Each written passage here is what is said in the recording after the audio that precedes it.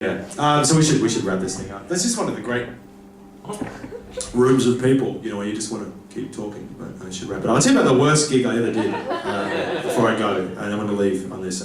This was a long time ago. I did a gig in a place. I was just new to comedy, right? I hadn't done comedy for very long, and this was my agent rings me up and she says, "Look, there's a gig for you at a place called in Windsor called the Jolly Frog Family Restaurant." You know this place, yeah? So I didn't know anything about this place. My agent says to me, "Look, you just go out there. It's a suburban gig. You get $100, and it's, you know, do your thing, and you go there." So I'm driving to this gig. It's a suburban gig, driving for probably 2 hours, right, seeing nothing in front of me. I remember at one point looking out my car window and seeing an emu in a paddock. I'm thinking, this is not a suburban gig at all. And so I get to the place, the Jolly Frog Family Restaurant, and I walk in and there's, correct me if I'm wrong, topless waitresses walking around, and it's like, you're thinking, who's bringing their family to this restaurant? And it's a bikie bar of some sort as well. It's like a bikie headquarters as far as I could tell. It was you know, what it reminded me of was the bar in the opening scene of Terminator 2. You know, that Arnie walks into with no clothes on and says, you know, "Give me your clothes, your boots and your motorcycles," and the big bike. It was like that, and I may as well have had no clothes on from the reaction that I got from these people. And it just was terrifying, right? And I still had to do the gig, so I got up and I'm starting the gig, and it's, you know, there's like 10 bored bikies. No one's really listening. No one's, it's gone great. Struggling along, struggling. All right, I'm not kicking ass, not like right now. And in the front row, pretty much here, was the biggest man I've ever seen in my life. Like a monster of a guy, just huge. I remember he was so big, I was standing up on the stage. He was sitting in front of me and he was still taller than me.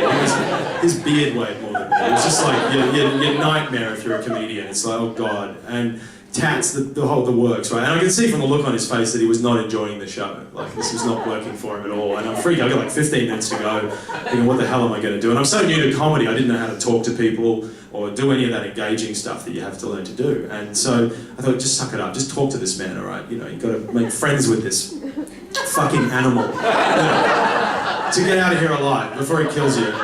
Just talk to him. He's a man, you're a man. We'll make it happen. We're humans, all right? So this was the exchange that I had with him. I said, "So what do you do, sir?"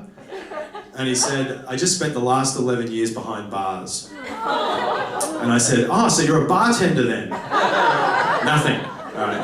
Nothing. The guy stands up, creating, as I recall, like an eclipse effect, like a spotlight. There's just fucking darkness washes over me. No one's helping. The bikies are like, well, this is going to get good now. A show I could get involved in, you know. No one's helping. This is like panicking. I've gone completely blank. I'm just like waiting for someone to do something. The guy looks at me and goes, "Do you want to get your fucking head smacked in?" And I literally was blank and I could not think of a thing to say. I finally said the very first thing that popped into my head, which was, "Give me your clothes, your boots, and your motorcycle." The next thing I remember was waking up in the hospital. Actually been in a coma for 9 years, which is why I still think Terminator 2 jokes are relevant to the comedy act in the year 2009. So,